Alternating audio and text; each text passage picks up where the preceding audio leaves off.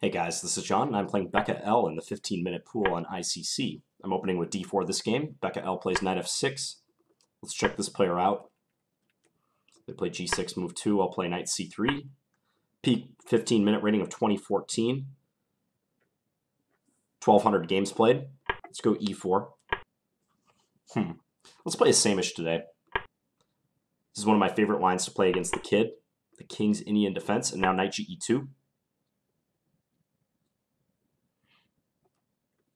I like this move compared to the usual bishop e3. Specifically, if they play this move, I think white gets into a nice endgame. And surprisingly, a lot of black players don't know about that twist. Against bishop e3 on move number 6, this e5 move is fine, but against knight ge2, I think it's a little dubious in view of my next move here, which is knight c3. So adding a defender to d5. And this knight is pesky. If it gets into d5, then black will have to watch out for knight c7 or knight e7. Also, the f6 square is a little weak. So I've played this position many times for white. Even in the 15-minute category, I remember at least a game or two where I've reached this position. And I think it's somewhat better for white.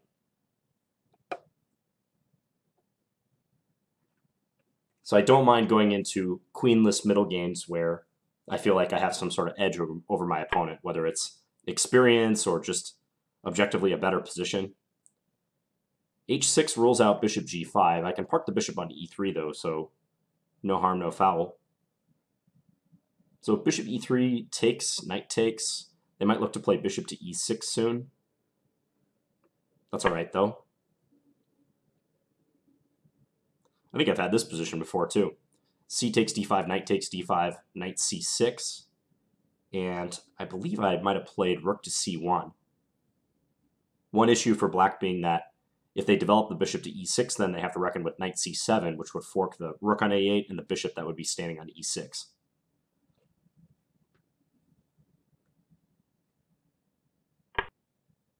Bishop d7. Odd-looking move. So is that preparation for taking on d5 and then playing bishop to c6? Because it kind of looks like it. Maybe bishop to c4, reinforcing that d5 point. I could play rook c1 or rook d1, but bishop c4 is perhaps more flexible. I'm not quite sure if I want the rook on c1 or d1. d1 is a decent square, actually, although rook d1, pawn takes d5, knight takes d5, knight c6 then.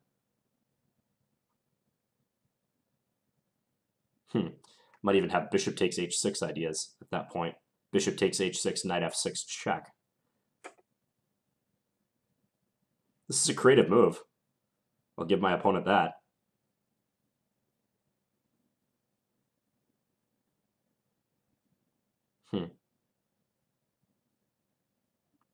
Still leaning towards bishop c4. But rook d1, even castles, has some merit.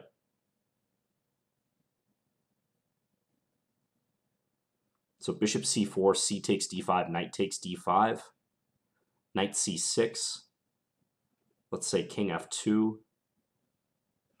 Looks like a standard slight edge for white. Let's look at rook d1 one more time. Rook d1, c takes d5, knight takes d5, knight c6. Bishop takes f6, bishop takes f6, knight f6, check. Let's say king g7, knight takes d7. I feel like black has a little compensation there. Okay, let's go with bishop c4.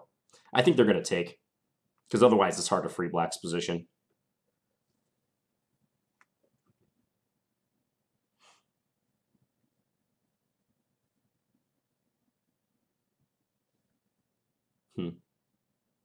She might play b5, but after bishop b3, black cannot play c5 because the pawn would be hanging. So I would predict c takes d5, knight takes d5, knight c6. Then I'm thinking king f2.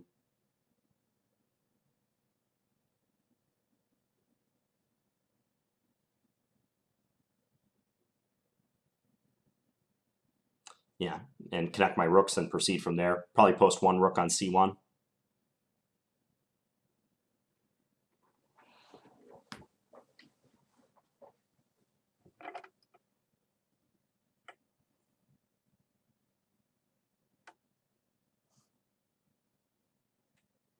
Yeah, no other moves really make sense for black. Clearly they have to develop the knight from b8, and taking is the most natural way to accomplish that.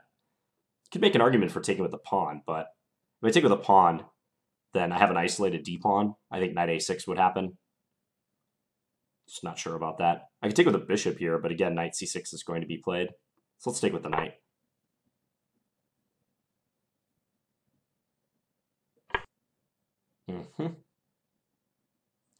Now king f2. Maybe knight a5, attacking the bishop. But I could always drop back to e2.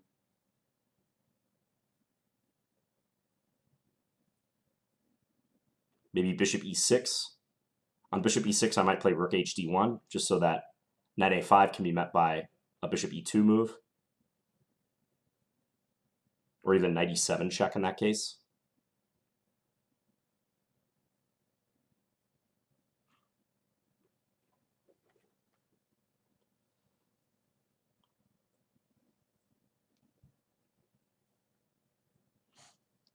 By the time you guys are watching this video, I'll probably be in Las Vegas for the Millionaire Chess Tournament. It's a 9-round tournament, the second annual Millionaire Chess. And I'll be playing in the open section. I believe I'm the 56th or 57th seed at the time I'm recording this video. And check it out. Yeah, if you want to follow me, you can go to millionairechess.com. They have standings updated all the time. They've even got live coverage. So give me some good karma. It's a 9-round tournament, so there are GM norm opportunities. Okay, knight d4, so sticking the knight in. Also, knight c2 is a idea. They can't put a rook on c8 yet, so that's nice for me. Let's just play rook c1. A no-nonsense move, just roll out knight c2.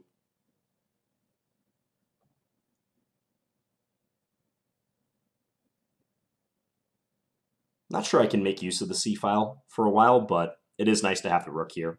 It's the natural square for it.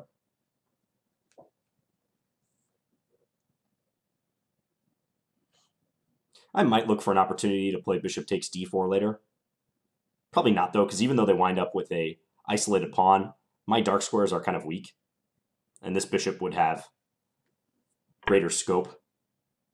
Thought they might play that. I think they're playing that in order to perhaps play the rook to c8 without being bothered by knight e7. I was thinking maybe bishop d2 against this move. Bishop d2, bishop b4 check being the idea. Yeah, let's try that. So trying to come to that square, and I mean the king could go to the center, e8, but they can't do it right away since I have knight c7 check. They'd have to play rook c8, bishop b4 check, and then king e8. Seems a little misplaced on e8, though. I wouldn't trust the position of the king on that square, because he's kind of caught in the crossfire from my bishops.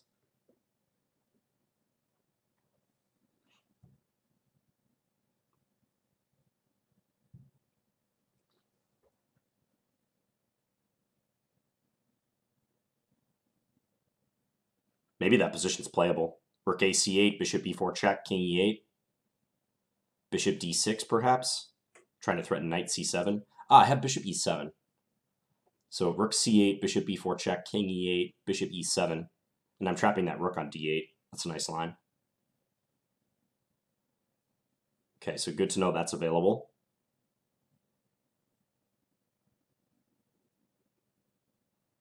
I've got black thinking a little bit. I like that.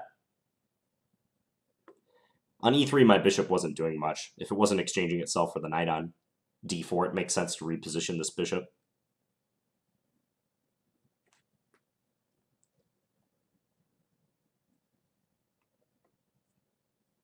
One thing that's cool about this Millionaire Chess Tournament is that they have the confessional booth, which is a idea they implemented at the Sinquefield Cup this year, where you can go into this soundproof booth at any time during your game, and you can just say whatever you want.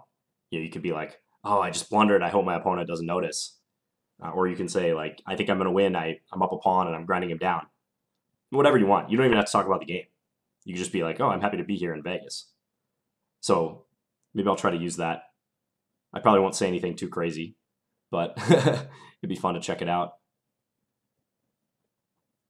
All right, so on bishop b4 check, pretty clearly black's going to move their king to g8, just go right back.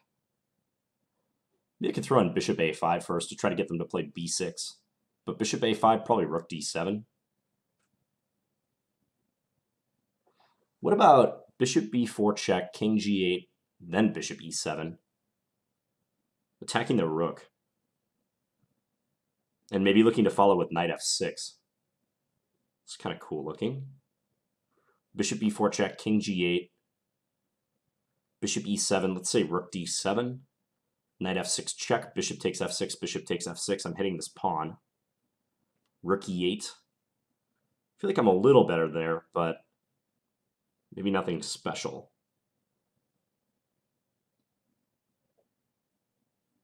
Yeah, also I'm not sure how my dark square bishop gets out of that.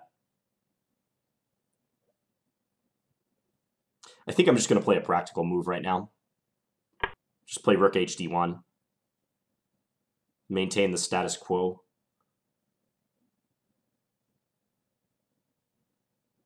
This might be helpful later on in attacking this knight on d4. It's the only piece that wasn't participating. I still have bishop b4 check whenever I want, so there's that. Gives black a chance to go wrong, too. They could once again try rook a c8, and then bishop b4 check. They'd have to play king e8, since king g8 would run into knight e7 with the fork. There's just something about that position that doesn't look right for black. Rook a c8, bishop b4 check, king e8. I feel I have nice ways to probe their position then.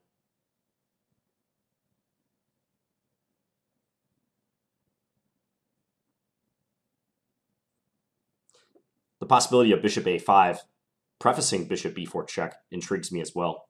I might explore that avenue. I think if they take on d5 right now, so bishop takes d5, bishop takes d5, I can look to play rook c4 and then rook dc1, double up on the file.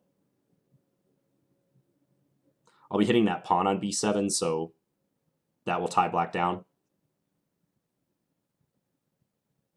After bishop takes d5, bishop takes d5, bishop takes b7 is not quite a threat because they can always play rook a b8 and attack b2, but it's something that will require attention from black going forward. And I'm happy to play moves like rook hd1 just given the time situation. I think black's a little uncertain how to proceed, and since I have readily available useful moves, I can play them. I was wondering if this would be played, but I have bishop b4 check again. So bishop b4 check, king g8, knight e7 check. And that bishop is defended, but the f7 pawn is not. So check. I think this is just clearly good for white, because after king g8, knight e7 check, say king h7 or king h8, I can take on f7. And then g6 is also falling too.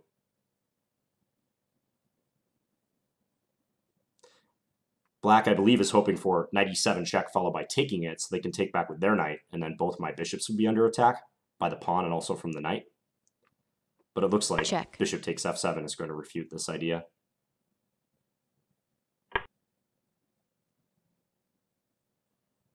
Yeah, I think bishop takes f7. No reason not to play it. Unless there's some wacky, like, bishop takes e4 thing. Could that really work? Bishop takes f7, bishop takes e4. Huh. It's pretty cool. And then if I take back, rook f8 could be played. Huh. I mean, I kind of have to follow through with this move. I guess I could play bishop d5, but bishop takes f7 seems like the way to go.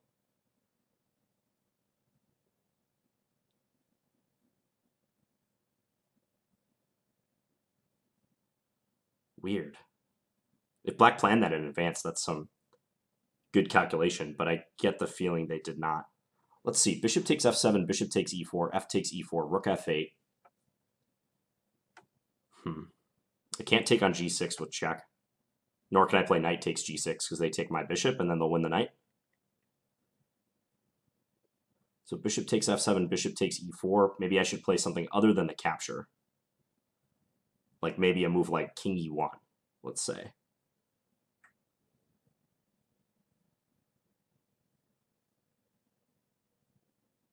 Rook f8 still after that? Can always go back to bishop to d5 instead of taking on f7, but somehow that doesn't seem like the best thing to do.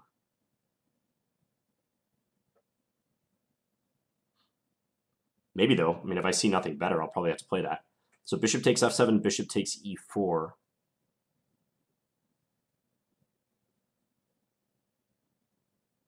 King e1, rook f8.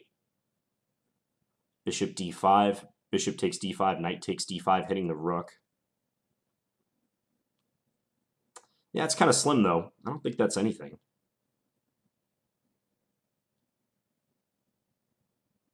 Not much. So bishop takes f7, bishop takes e4. I'm just hashing that variation one more time.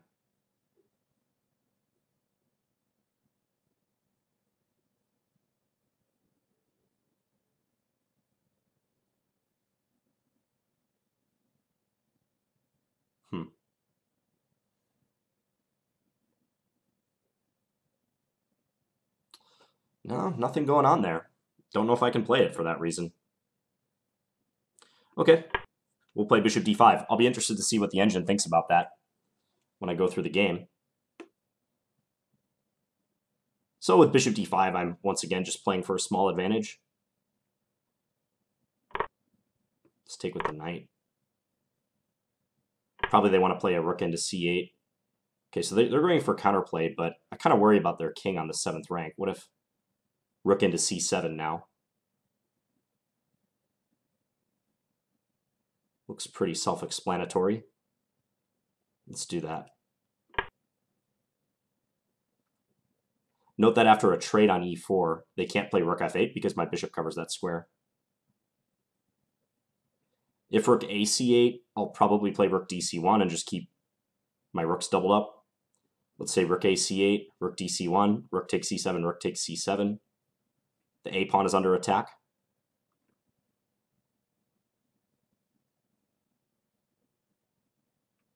If a5 is played here, I think bishop e7 could be good.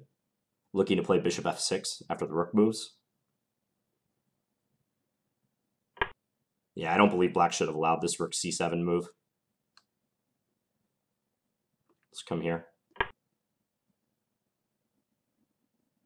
And I think now they have to play rook ac8, or rook dc8 rather. Otherwise bishop f6 is coming. If rook e8, there's knight f6 check. So that seems forced, yep. Now, let's go here. Get ready to take them.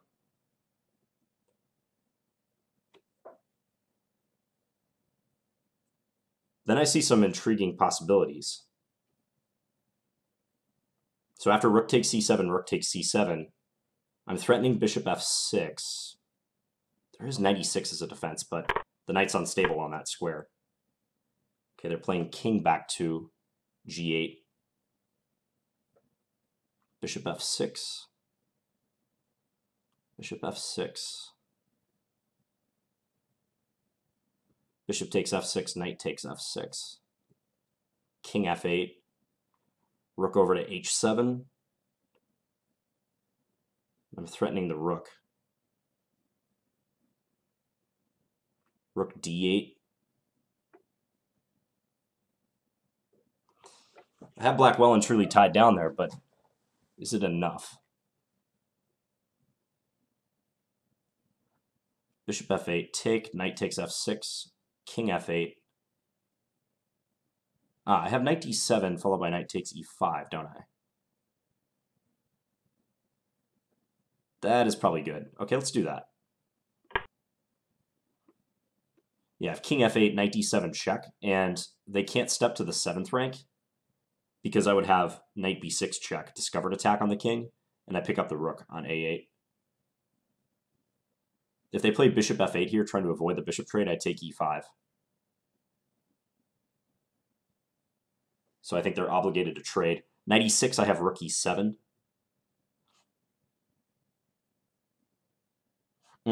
Unless there's knight e6, rook e7, rook a6. That wins at least a pawn for me, though. So that should be fine. Yeah, let's come here.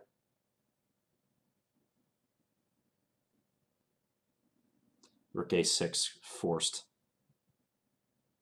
Because I can then play bishop takes g7, followed by rook takes e5.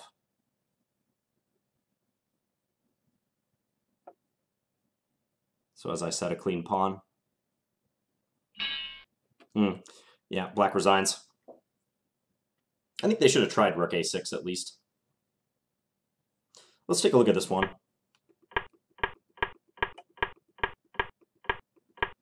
So Samisch with knight ge2 on move 6. I mentioned this before, but consider the analogous variation bishop e3, e5. D takes e5, d takes e5, and then the trade of queens, followed by knight d5. Then take c6 is more acceptable for black because my knight is not in range of c3. So that's the difference. When I play knight ge2, I've got that knight as backup coming to c3 at all times, and therefore e5 is considered to be a bit dubious. I think there are a couple ways black could try to equalize from here, but they're very narrow, and in my experience, people who play e5 usually don't know them. So white's not risking a lot by going for this endgame. Mostly I see people take now. h6, while logical to take away the g5 square, is a little unusual. And then that bishop d7 move as well, also unexpected. I'm going to fire up the engine right here. So I played bishop c4. The computer thinks maybe black can lash out with b5. But I would probably welcome something like this. b4, knight e2, or knight a4 maybe. Take. What's wrong with bishop takes? Bishop c6. Probably still an edge for white. So instead, my opponent took on d5. Knight takes d5. Then she played knight c6. I think that's good. King f2. Knight d4. Rook c1. So perhaps black started going wrong with king f8. I think that move is really asking for this bishop d2 to b4 maneuver. It's tricky for black already, though. Somehow I was expecting something like bishop c6. Check. King f8. The computer likes this for white. Take, rook hd1. Then I have the bishop pair. Black has a strong knight, but undoubtedly white's probably a bit better due to that pawn structure. So king f8, I played bishop back to d2. Bishop c6, right, so that could be a mistake. Bishop e6 is better. And then if check, come to g8. Yeah, and here there's no attack on f7. I could play knight e7, check. But king here. Not quite as good for white. This maneuver really seemed to rattle black. So I could have played bishop b4 check right away. That's even better. Check. Oh, did I miss it immediately? I think I did. I'm not sure that I saw this at this moment. I don't think so. And then bishop takes f7. Yeah, I just overlooked it a move prior. That didn't even dawn on me after I played it, or thought about playing it a move later. There's always this. Oh, check. Bishop g8. Ah, a resource I did not consider. So that's probably working in the other position, in the game position too. Bishop g8 check, in between move.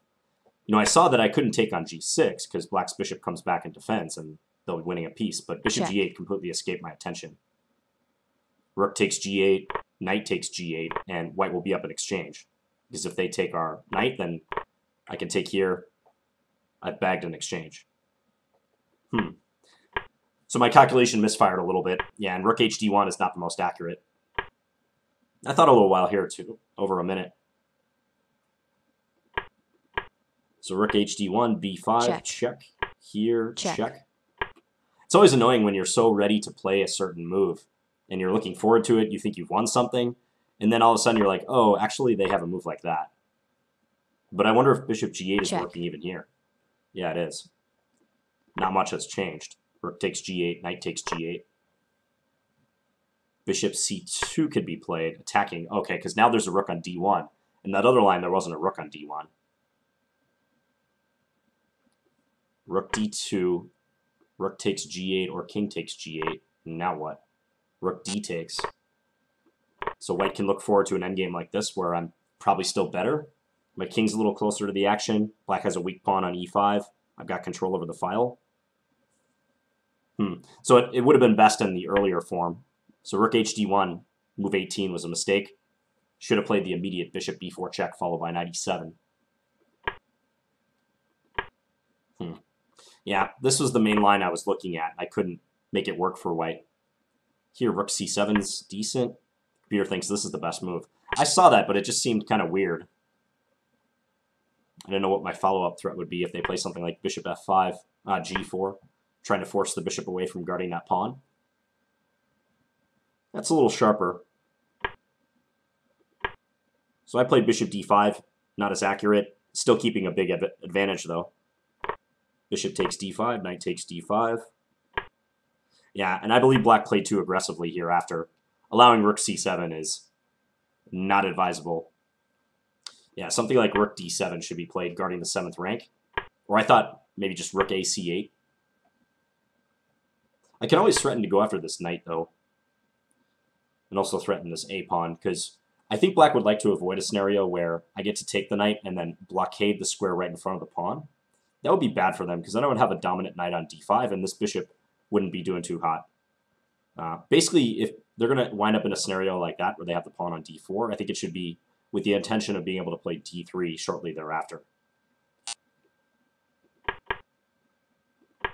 Yeah, this is where the wheels start coming off for black, though, because rook c7 and black's position is critical now. a5, also probably a mistake. The computer thinks g5, maybe making way for king g6 is more sensible. So a5, bishop e7. I thought rook dc8 had to be played. Oh, no, that was played. Never mind. And then I went here. Take, take.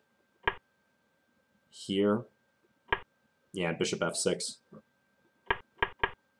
So also knight e6 could be tried, but it won't change much. Rook b7 hitting the b pawn.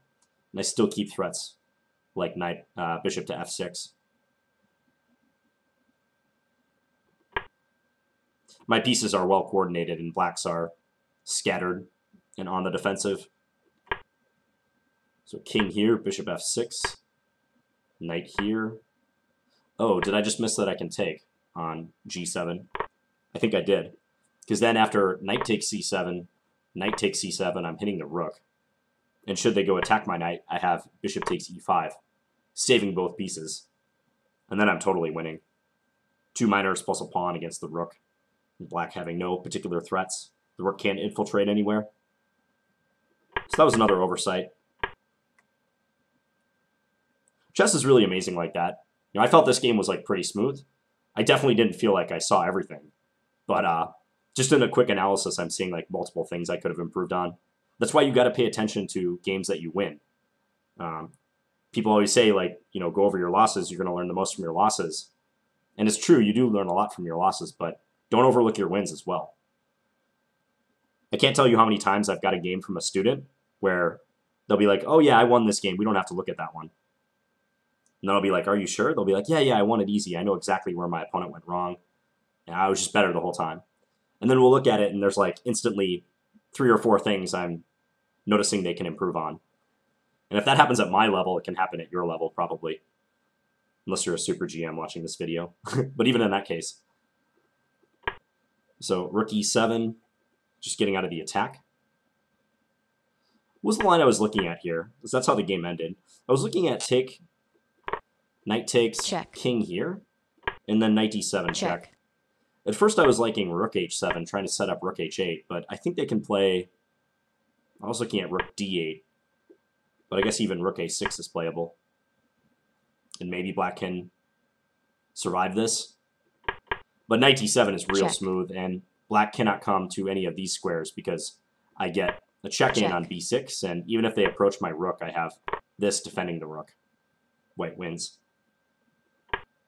So in the event of that line, check. Black will move king e8 or king g8, and then I'll just take this pawn, and I should just be up a pawn and converting. That's maybe not so simple. F takes e4, F takes e4, maybe rook e8 or something. Rook c5. I'll have to try to stamp out black's counterplay a bit. I am only up one pawn, but I feel like black's knight doesn't have a stable square, and it's hard for black to include their king. My king can maybe come up to e3 soon. These pawns are weak. Should be a technical win for white. But she played knight e6, and then I played rook e7, and black resigned, but rook a6 at least keeps the game going. It's not pretty, but it does keep the game going. And here I was intending to take and then take here. Once again, up a pawn, probably winning, but lots of work to be done still. And considering the times, maybe black should have just played this out, even if they think they're going to lose anyways. Okay, so yeah, this is another PSA against this particular move for black, e5. But people keep playing it. It's a logical-looking move, and it's decent against bishop e3, but against knight ge2, it's not so great. Because white enters this endgame, and black has to play very accurately after this. It's so easy to play for white, and black is going to be struggling because they're a little bit behind in development, and this knight is always coming to d5, where it's well posted. Hope you guys enjoyed this video. I'll be back tomorrow with another video. Thanks for watching, guys. Bye.